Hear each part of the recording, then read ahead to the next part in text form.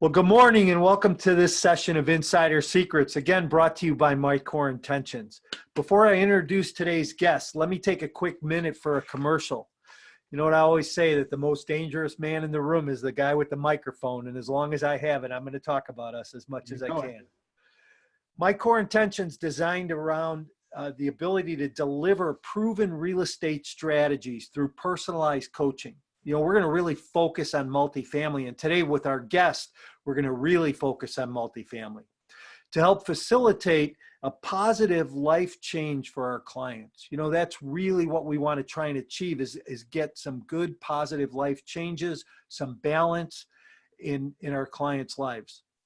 We do this by delivering proven real estate strategies through a personalized coaching program. So really, I'd like to hear from each one of you. Give me a call, send me an email. Let me know what your personal, practical plan is for life. What are you doing on a daily basis to grow personally and professionally? And if you're considering a coach to help you in your real estate business, call us today. Go on our website. You can sign up for a free 45-minute free coaching session. And how do you set these intentions for yourself? Well, you spend time daily working on them. And why is it important to change them? Because when you change them, you're going to make a difference in your family's life and the relationships around you that you build. So before we go on any further, let me introduce our guest today. I'm joined today by my good friend and real estate investor from Madison, Wisconsin, Chris Hake. Chris, you want to say hi to everybody? I do, and I just want to say that, dude, that first part about the intentionality and coaching, I'm in, man. Sign me up. Where do I go? Perfect. Just go to my website, Chris, and download a free coaching session. All right, beautiful. I'm in. Chris and his family live in Madison. He's a seasoned real estate investor, and when I say seasoned, I mean seasoned, because we're going to hear a lot of stories today. Chris and I have known each other for a long time. This formula, though, that Chris is going to lay out works. You know, there's a lot of people that talk about not being able to buy multifamily property with nothing down. Well, Chris and I are going to disprove that today. Chris leads the Madison REIA group, and he'll talk about that at the end too today. So stick with us so that you know how to get in touch with Chris later on. Chris is going to talk about creative real estate investing in the multifamily industry. You may have read my book, Exit Strategies, and how that outlines a creative structure. But I put together a 450-unit deal in Dallas that some people thought was impossible to do. It was a $15 million deal. We bought it creatively with very little money out of our own pocket. So, Chris, we know that this is possible to do in the multifamily space. We know that people can go out there and buy deals, no money down. Does it happen every day? No, it doesn't happen every day. But Chris, what I want to start with today is I want to start with, how did you get involved in real estate? Tell us about your backstory and what brought you to real estate. Sure. Well, again, thanks for having me today, Mike. I always enjoy talking about stories and helping people that hopefully can further their education and knowledge in the real estate world.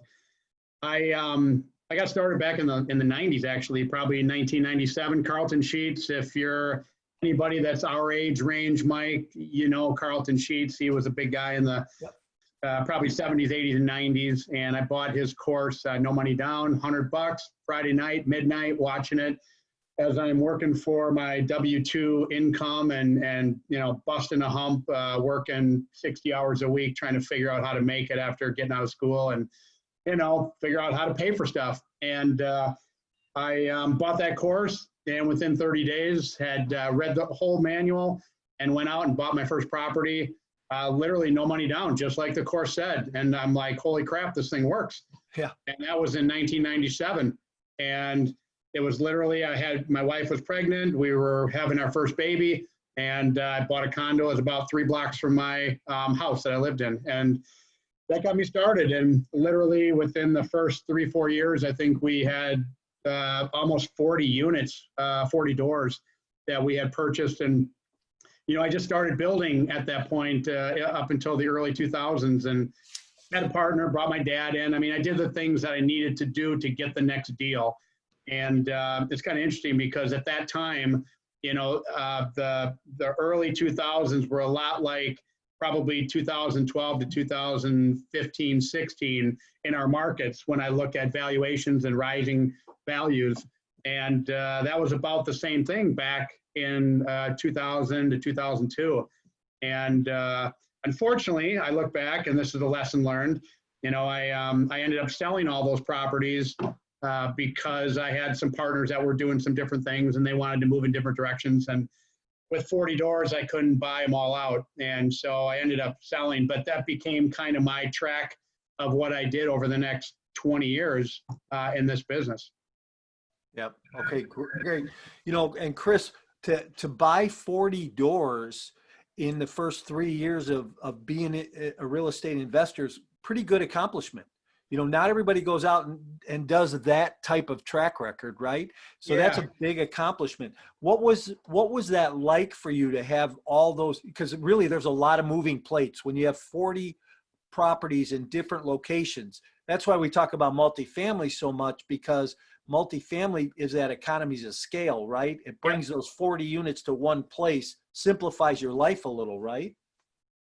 Yeah, and I tell you, I broke all the rules when I bought all those, because, you know, everything I teach today and everything I know today, when I hear people speak about, you know, buying, like you said, a big unit in one location all under one roof, or buying smaller properties in a neighborhood or an area where your economies of scale are much easier. Well, I had 40 doors in 6 different cities, and I was a property manager, and I was running my own company, and I was running a multi-level marketing company, and I had 3 kids.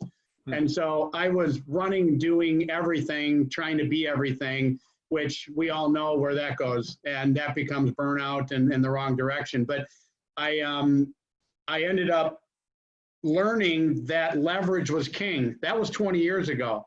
So I was taught by the mentors and coaches that I went and flew around to different trainers and speakers. It was about leverage up. Get that next property, create equity, whether it's, you know, forced appreciation or natural appreciation, change the rents, lower the expenses, and refi, and always be at like 80%. And I kept doing that, and I did it really well, and it allowed me to put very little money in, but just leverage the great deals we were buying into the next deal, into the next deal. And that's why we were able to get, you know, 40 units in our area in a 3-year period. Yeah, that's a great accomplishment. Good for you. So with all that going on, it sounds like there was a lot of stress between family and business and running around. What is that? What led you into the multifamily space, or what really started to point you into that multifamily space? Yeah, you know, it's interesting because at that time I was young. I had a lot of energy. My time to me had no value. I didn't know any better. And so I was willing to work more to try to make more and do more. And it's absolutely not the way I live or what I teach today, because I think I spent a lot of years with a lot of undue pressure that I didn't need to have, but I just didn't know what I didn't know. I didn't have a coach, which is a whole nother conversation, but I didn't have the right people in my life to lean on and to learn from at that point in time. And when I look today at why I got to multifamily property, over the last probably 6-7 years after the crash, in between 2012 and 2018, I was just buying, flipping, rehabbing, wholesaling single family homes. And we were burning them out. I mean, we were making great money. And I mean, yeah, it was just, we created a machine. And at that point, I was doing that for the purposes of really paying down a lot of debt that I had occurred when the crash happened, because the crash hit me really, really hard in 07 and 08. And so I was paying a lot of debts. I was getting debt free, and this is what I was being taught by my new coaches. And so when I got to about 2018, the realization was that I didn't have any assets. All I had was a job. I was flipping properties, and I was getting big chunks of cash. And it's not that I wasn't using it for good things, but I just wasn't sinking it back into multifamily. And so I went on the hunt in the end of 2018. I got plugged into a multifamily syndication group that did a lot of teaching and training. And I just immersed myself for about 2-3 months in learning, getting educated, and actually getting myself a coach to learn about syndication so that I could get into something bigger. And that's what led me to the 32 unit that I have today. So Chris, it's interesting what you said, and I really like the comment you made that you didn't know what you didn't know. There's those 4 quadrants, and if we had a board right now, we could draw them out, right? There's the didn't know what I didn't know what I know, which are like opposites of each other, right? And then there's the didn't know what knew what I didn't know, and didn't know what I knew, and there's those 4 quadrants, and you find yourself in which space, right? And then you talked about coaching. So I think being in that place of didn't know what I didn't know is a good place to be, because you learn. And if you're willing to open yourself up, I always tell my coaching students to make sure you're a sponge, absorb everything you can, go to every seminar, read every book, listen to everybody, pay attention, networking is so huge, right? You're a coach. I know that you're teaching your people that you coach the same thing as well. Yeah, but I think the big thing is, at heart, I'm a student first and a coach second. And I've always said that, and I've always been that, and I probably will be till the day I die, because I'll never know everything. Yeah, and that's one of the funny things about real estate. People say, how come you love real estate so much? I say, because it never gets boring. There's always something to learn. There's never 2 deals alike, right? So it's always different. So here's what I'd like you to do. Before we go to this 32 unit, tell us about your first deal you did, and what that was, the size and the dollar amount, and was that a traditional purchase? How did you do that deal? Yeah, well, at that time, this is, again, when I got Carlton Sheets, this would be 97.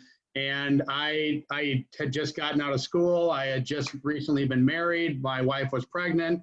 I had a condo that I lived in, and we barely were able to afford that. And so we were really just getting by, trying to pay college debt, my wife and I. And then I bought that course, and I found a condo that was for sale. It was distressed. It was in a 6-unit building, and this was one of the 6. And we ended up, I think, buying it, gosh, I want to say it was like $42,000.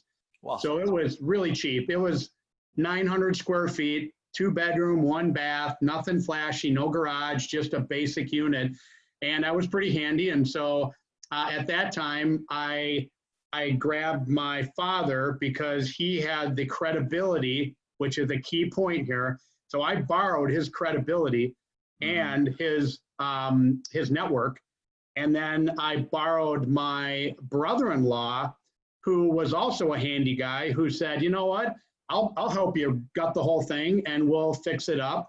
And so the whole model was that we bought it for $45,000. We took no money out of pocket. My dad was a banker, and so he had the inroad tracks to get us a loan to buy the property. We pulled out some money for the repairs we did. My brother-in-law and I did the repairs, and we ended up turning it around, refinancing it, and getting more than the value of the property past, the 80-20. Yep. And we actually got money back at closing, exactly what the course taught, which was a crazy thing, because when I got done, I was a 100% believer, like, I just did it, it works. And that just catapulted me. And so I was fortunate that I found a small one. It didn't, I had to bring in partners, because I had to do what I had to do to get it done. And so that's a big lesson for a lot of people. I think a lot of people won't get started because they were not willing to reach out and ask for help, or leverage a joint venture situation or something to get the first deal done. I was happy to give up 66 2/3%. So just so I could get experience and get my 33 1/3. Right. And there's a lot to be said, that experience pieces can be priceless, right? Mm-hmm. So there's your first single family house. Let's fast forward. How about your first multifamily deal? So that was actually, the first deal was a condo, and then we bought 3 duplexes, like within 9 months. They were all in the same neighborhood. And from there, once we had those, we increased the value, and the market was going up. And then we found an 8-unit building.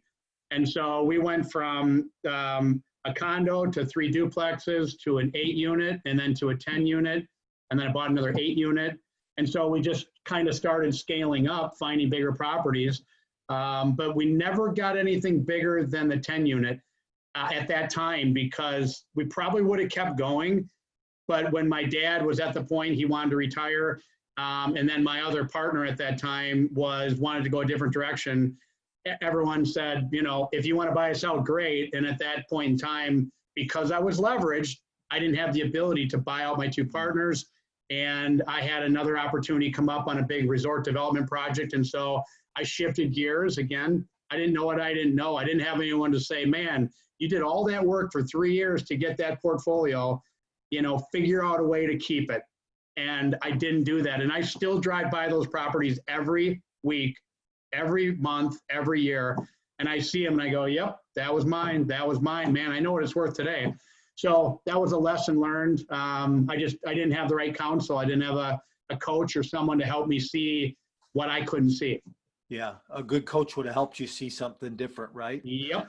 So let me ask, did you really buy a 32 unit apartment complex with no money down? I did, with seriously not a nickel. So tell us how you did that and how you went about that. So like anything, I think when you want to do something well, you immerse yourself and you go out and do the things you need to do to get yourself really dug in, get educated, and get help, which is a coach in this case. And I already knew this. And so when I made the decision, I want to go buy a property. But I need to understand that world from a bigger sense, because I didn't want another 4 or 8 unit. I wanted something bigger. So I was looking at anything from, you know, like 24 units up to 100. That was the range I was looking for. And so I started going to classes, online virtual summits, investor summits. And then I hired a coach out of Arizona to help me create a pitch book, because I just saw that was a piece that if I really got that, I could zero in on my market to go out and promote. And as I was doing all that, I started creating my pitch book. This is all like within a 3-month period, Mike, from... Can we slow down for a minute? I just want to back up. Some of our listeners might not understand what a pitch book is, Chris. Would you explain that real quick? So the pitch book was a document that would allow me to have a conversation with really money people. Was probably the number one reason I built it, because I knew if I was going to buy something in the 24 to 100 unit range, we're talking millions of dollars. And I've got a lot of good contacts, and I can go find private money, but I knew I would need it at a bigger level. And so the pitch book was really my opportunity to do all the due diligence, all the research, put it into a concise, simple, easy readable, 15-page document that I could hand to anybody in a conversation, a coffee meeting, whatever, and they would know exactly what my criteria is, what I'm looking for, who's my target renter, where's my target market, and what's my target property type. And so it was very intentional. And so that's what I learned going through to a 3-day investor summit. I walked away saying, of all the things that I heard all these speakers talking about, something about the pitch book that I felt, you know what, that's the piece I don't have, because I've never really researched any deeper. So the pitch book to me was nothing more than an overview and a proof to anybody that I knew what I was doing. I'd done the research. I was very focused, and this is what I'm looking for. When I find it, that was the tie with, either private money, a general partner, limited partner. Yeah. One of the things I teach my students about pitch books too is they come in 2 forms, right? You got the first pitch book, which is just about you and who you are and what your goals are and what you're trying to accomplish. Yeah. That's the piece where you're just trying to sell yourself, right? And then then the second form is the one where you put the deal with it. And you say, and so I did the first one, what you just mentioned. And then the second one I built was when I got the 32 unit. And then I built that packet, and then that's what I took out with all the real numbers and everything. So even a new investor really needs to have that ability to put together that original pitch book and carry it with them all the time. Yeah, be able to sit down on their iPad or their iPhone and say, hey, here's who I am. Here's the picture. So, So go on. So finish now, continue on where we were with the 32 unit. So this was in the December of 18, and literally I started working with a coach in the first couple months in 19. 2019. And I started having conversations with people now. I wasn't very intentional. When I would talk to my realtor network and my banking network that I already had, I was telling them, hey, this is what I'm looking for. If you see anything, this is what I'm looking for. I'm a buyer. I'm looking specifically for this. And crazy enough, you start putting it out there. And one of the guys I've known for probably 15, 20 years, we talk a couple times a year. He's a realtor. We've done investing together, little deals. He called me out of the blue and he said, hey, let's grab coffee. I just want to catch up with you first of the year. This is 2019. So we met for coffee and we started talking about what each of us are doing. And I mentioned I'm looking for a multifamily. Finished that appointment. About 4 days later, he calls me, said, crazy timing, but he goes, I got a property and it's literally right across the street from your office. And he said, it's 32 units. He goes, it's kind of in rough shape, but he goes, are you interested in something like that? I'm like, dude, I'm in. Let's hook it up. And so he had a personal relationship with the seller on a previous deal years ago. And this guy's a digger. And so he started making inroads to find out, how can I get Chris a deal? Because he gets paid on commission. And so he went out and found it. It wasn't listed. It was off market. Literally, the transaction happened from the day of my coffee meeting and getting that phone call from this third party to literally within 7 days, I had it under contract. Isn't it? Yeah, it was crazy. It's amazing though. Here's what's really amazing about this is I always talk to people about building a network and how important it is. And people say, well, should I have one broker? Well, why would you only have one broker? If you knew 5 or 10 brokers around you that you had coffee with once a month or every couple of months, where you built those relationships, when something like that comes up, they're going to keep you in mind. You just had coffee with him. 4 days later, he's got a deal all of a sudden. So it's funny how that works, but that's the power of network and the power of networking. Yeah, and I think people say, man, that was lucky timing. I'm like, well, not really, because my whole aura, everything I was doing for a 2-3 month period was I was laser lockstepped in doing a multifamily syndication. I mean, I was talking to everybody, and Doug was the guy, and he's the one who, brought me the relationship, and he profited from it and did his job to help me secure the deal. And, we worked together on it, and it was great. It worked out for everybody. The seller was happy, and, everyone worked out. So you said you were laser focused on doing a multifamily syndication. Again, some of our listeners might not know what a syndication is. They might think that you're in the syndicate, but you might want to explain that a little bit. Yeah, no, that's good. So syndication is basically when you're bringing others to the table. It's not me with a war chest of dollars and I'm buying it all by myself. I might bring in, a couple other people that there's two terms, general partners and limited partners, who have different roles in a syndication. But, a normal deal where I buy a duplex, it's me buying it. I have 100%. I put the money up or I leverage it. I do whatever I do. And it's just me in the deal. But a syndication on my 32 unit, I have 8 people, including myself, that are part of that entire deal. And so there's a lot more moving parts. There's a lot more things that you definitely want to have a securities attorney. I'll just say that again and again and again, because it was definitely a member of my team that I wanted to make sure that everybody knew everything that was going on and where all the money is going. And so that's the role of a good attorney, a securities attorney, if you're doing something bigger.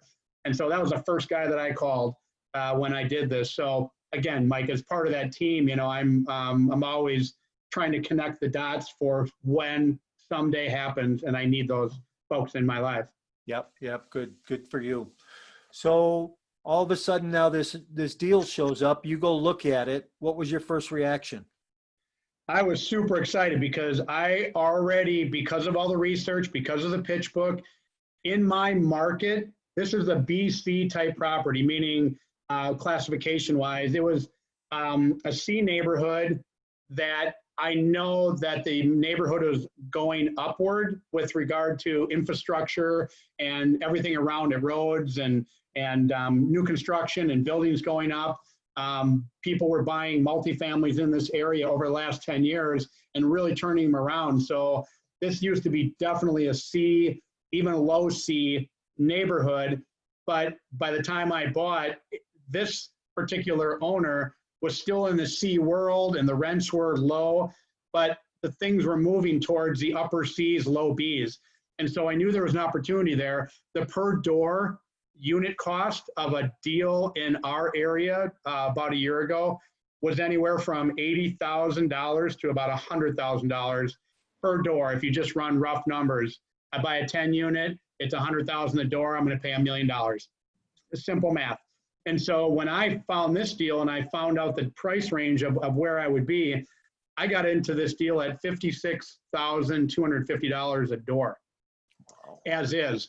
And so I knew at that price, even with some of the repairs I had to do, and I've been in the rehab repair world forever, so I have contacts. I knew I could do all that stuff. I mean, even all in with everything fixed and done in my projections, my top dollar was going to be $65,000 a door all in when it's totally done and completed, which is kind of part two where I'm at today from looking at when I purchased it 11 months ago. So one thing I just want to narrow down in your market, what is the average cost for a B-class property in your market today? Well, again, that you're paying $100,000 a door. So you're in below market cost on this deal, even after your repairs and your all in cost. So there's a big spread there for you. So tell us about that letter of intent, that original offer going in to buy this thing. Did you walk in the door originally saying, "Hey, I'm going to do no money down"? No. Well, no. It's really a great story how it all unfolded because, as I mentioned, I was trying to learn everything I could about multifamily syndication. I've been a flipper, wholesaler, whatever, for 20 years. And so my mindset just runs in that circle. I think about that when I borrow private money to buy maybe a property, a single family home that I'm going to rehab. So my mindset's always been there. And then I get into this multifamily world and I start listening to all these experts, and everything is syndication, general partners, limited partners. There's all these moving parts that I don't speak the language. And so when I went into this deal, I knew I was going to have to bring money in. And so my mind was, well, I'm going to need to borrow X dollars. I always look at a deal that I'm not going to bring any money in. I'm always trying to creatively structure something. But the deal has to be good to do that, because in essence, that means I'm funding it 100% or more if there's repairs, and with me not having anything. So this particular one, when I met with the guy and my realtor partner who found the deal,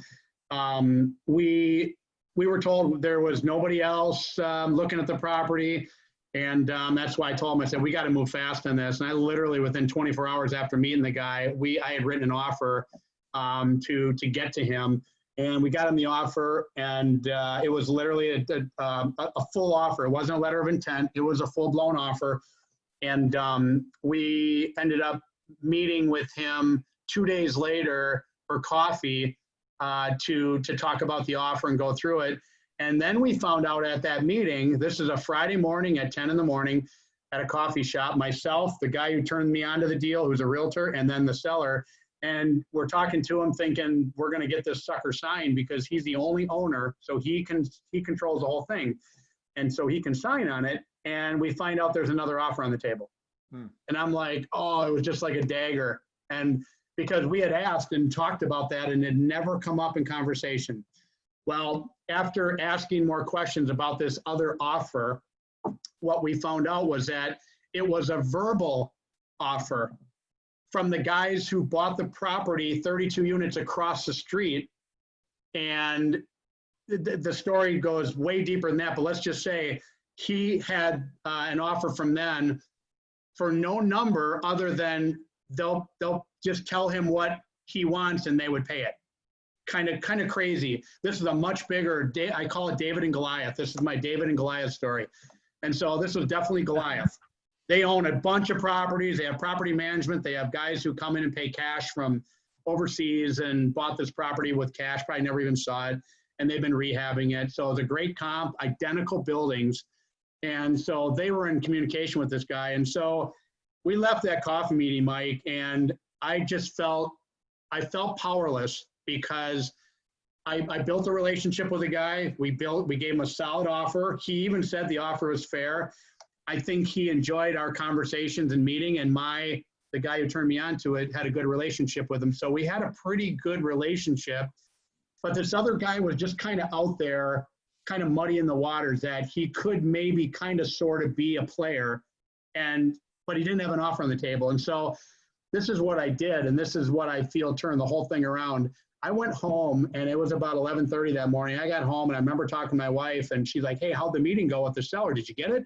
And I said, there's another potential suitor. And I said, we didn't get anything done. And I said, these other guys are the Goliath, man. I know they would pay hundreds of thousands of dollars more. I know they would. And it's still a good deal. You could have paid another couple $100,000 what I bought it for. And she's like, oh, she goes, that's a bummer. And she's like, what are you going to do? And I said, I guess I'm just going to sit and I wait for him. He told me he'd get back to me and blah, blah, blah. And I got thinking about it. And about an hour later, I sat down on my laptop and I thought, you know what? I'm going to type this guy up a letter. So I typed him up a long email, and it was basically the story of David and Goliath. And he and I were David. We were Joe Q Public. He was just a Joe Q Public dude. And I already knew about his family. He knew about my family. I knew where his kids went to school. I got all this stuff in our initial conversations. And so I just really related the two of our lives together with me growing. And this is a legacy from my family and my boys and his boys. He's on this and the whole thing. And I said, I kept the story about, wanting to really work with him as another David. And then there's this Goliath. They come bull in a china shop and they think they can buy anything and blah, blah, blah. And I sent a big picture with my family from the lake, last year and on a sunny day and, introduced them to that. And I'm like, sent it out. And literally an hour later, he emailed back and he's like, man, I really appreciate your letter. And, I've been thinking all about this. And he went into a whole bunch of other stuff. But at the end of it, the very last line was, I really like the offer and I think we can do business. And that's how it ended. And I'm like, holy crap. I go, that's awesome. Wow. And nice. So the next day, that was Friday, probably 5 o'clock now. Saturday morning, I was in the office and my realtor guy called me and I told him what had happened. And he said, I called him and I said, hey, what's going on? What's going on? And so my realtor, the guy who brought me the deal, he really went to battle. He did a great job. And he called the guy and he said, let's do this thing. And he literally drove over to his office, the seller, and got the offer, got it signed, brought it to me. We signed off on everything. And by Saturday it was done. And Goliath was gone and David was victorious. And it was the original offer was a no money down offer. No, actually it was a 80% financed and a 20% down payment type offer, because I figured I would just go raise the private money, limited partners. I would go find, I think I needed $650,000 from whoever. And I had no idea where I was getting it. I just knew I would find it.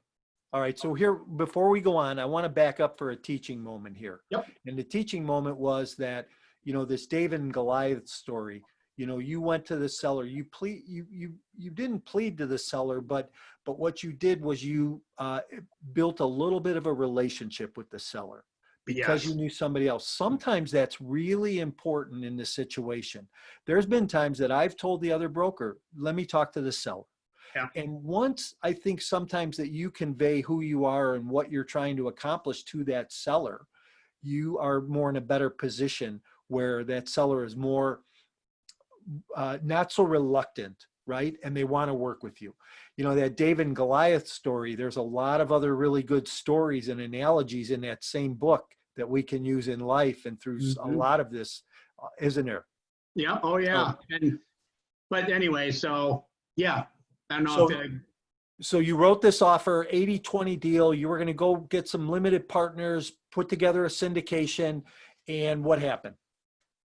So this is where things got interesting because I knew the numbers looked good. Debt coverage ratio, which is the bank's, measure of is this property going to allow for them to pay us back even if there's a little bit of trouble. Right. And so the numbers were good. It was over 1.2. We had property management. The property management company is top notch. And so the banks knew who they were. So that was solid. But I knew I wasn't bankable for that entire loan.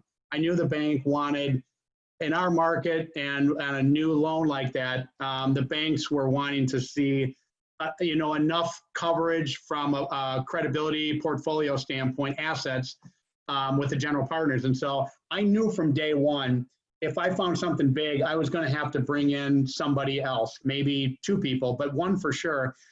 And so after I got the offer accepted, I was on the hunt for those general partners for the money. And so my first track was, all right, I knew I needed 650 grand. 650 grand would pay for the down payment and pay for all the upgrades and repairs for the next 12 months. Okay. And basically cover the attorney fees, because I spent 15 grand for my securities attorney to make sure everything was going to be great, and all the other miscellaneous costs that were associated. So literally 100%, I'm like, I'm going to borrow all the money because the number still worked for the bank. So the first challenge was I started meeting with banks, and I started bringing this deal to them, and I got the door shut in my face every single bank, literally one after the other, because my first question to them is, are you willing to work with me, and are you okay if the 20% doesn't come from me personally? And they're like, well, okay, where's it coming from? And I said, general partner or private investors or wherever. It's coming from third party. And most of the banks are, no, we don't do that. Nope, we don't do that. Nope, it's not going to work.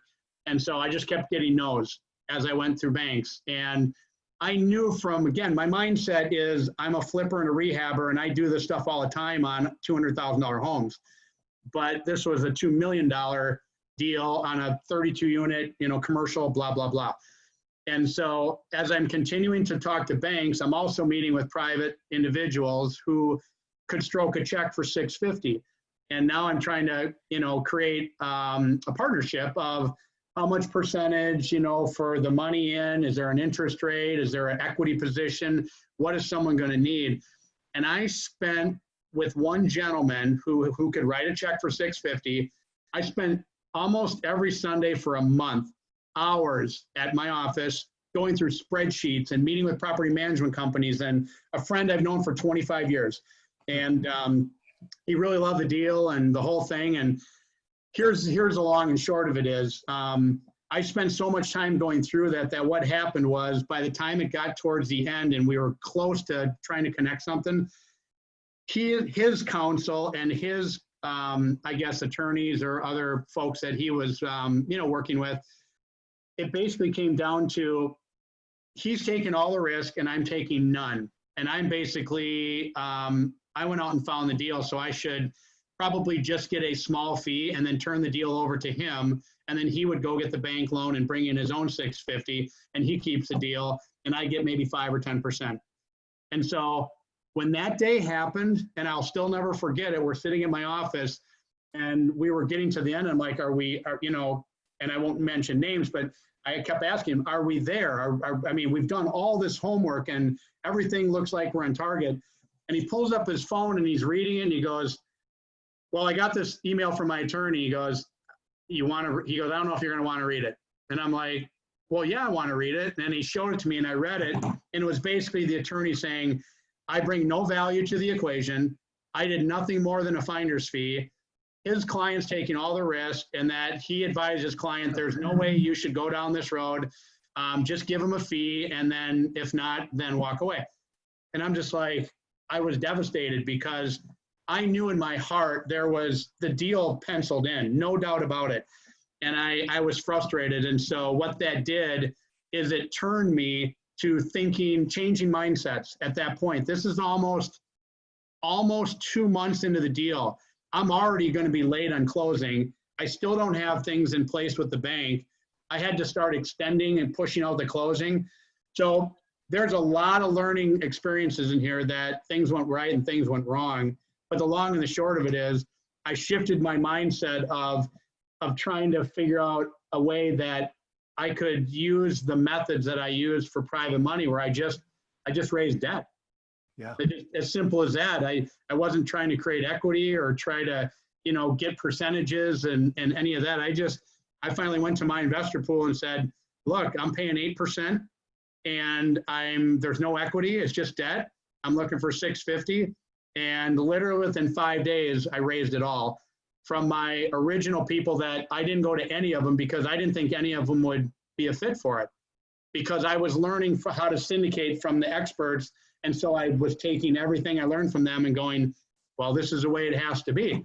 Right. But what I did is I shifted the way I did the deal at the end. And ultimately, long story short, found a bank who said, yeah, I mean, literally, I still remember sitting with the president of the bank. He's sitting across from me at this big table and he's like, so I just got to tell you, I don't understand your deal. And I'm like, okay, well, what don't you understand? He said, so you're not bringing any money in. I go, no. And he said, so you want us to lend 80% on the 1.8 million? I go, yep. And he said, and the 650,000 you're bringing in, it's not yours. I go, no, it's from other investors who are investing in me, private lenders. And he said, okay. And I said, is that a problem? And he said, well, the numbers work. He goes, I got to tell you, it's pretty kick-ass. And I go, oh. And he goes, I got to tell you, I've never done a deal like this. And I said, so does that mean we're going to do a deal?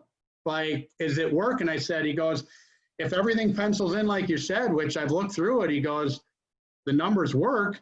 He said, yeah. He goes, I'll get back to you, whatever, tomorrow. And he did. And he's like, yeah, as long as you have, general partners to have enough paper where we can look at your assets and go, yeah, we're comfortable that you guys can, make good if something goes bad. And so what I had to do, Mike, is, long story short, I brought in 5 investors for 650 grand. I'm paying them simple interest of 8% on their money, no equity. And I ended up finding 2 general partners to come in and sign on the dotted line with the bank loan and the other loan for 5% each. And they didn't bring in a nickel. I just gave them 5% of the whole deal perpetuity forever. So your ownership in the deal is 90%? 90%. You have 90% ownership in the deal because you didn't give up any equity to the private investors. Nope. And you only gave away 10% because they signed they helped you sign to guarantee the loan. The guarantors. Yep. So they were co-guarantors. Yep. What a great structure. Okay. And it's amazing to me that you could sit back with a banker who's never done a syndication or who has never seen this type of a transaction. And not only the one you sat with, but the others before you even put the deal together. Well, all of them saw me as somebody having no skin in the game. And I didn't have any relationships with them. I'd never done a deal. These are all, commercial banks that are doing multifamily, and not one of them I never got past a lunch meeting or a coffee meeting with them. You only had 25 hours of Sundays in with some guy who, Yep.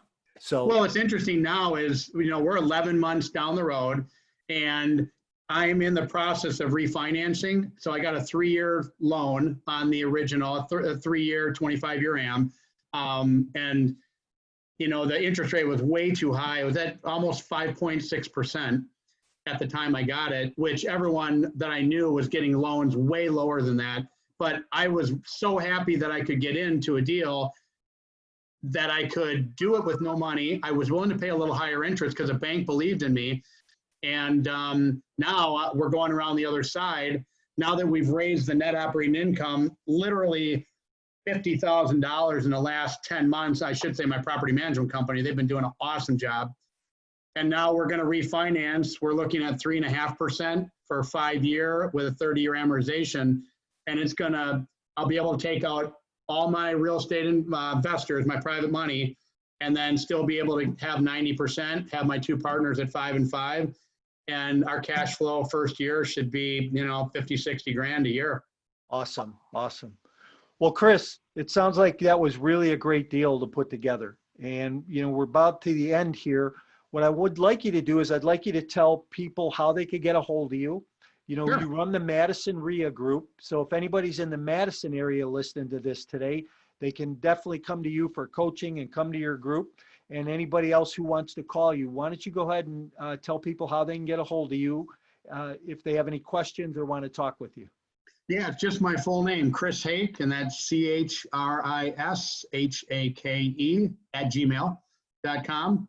And shoot, if you want to call me, I'm happy to have a conversation. 608-852-4403. And I welcome anybody. If you're ever in the Madison area, look up, you can see it right there in the back, Madison REIA, Madison REIA.com. Check out our website.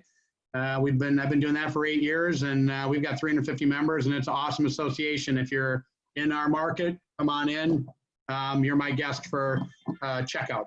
No doubt you have some really great events on that stuff going on. That's for sure. So, Chris, you know, I want to thank you for your time this morning and for being part of this and sharing all your knowledge and information with our listeners.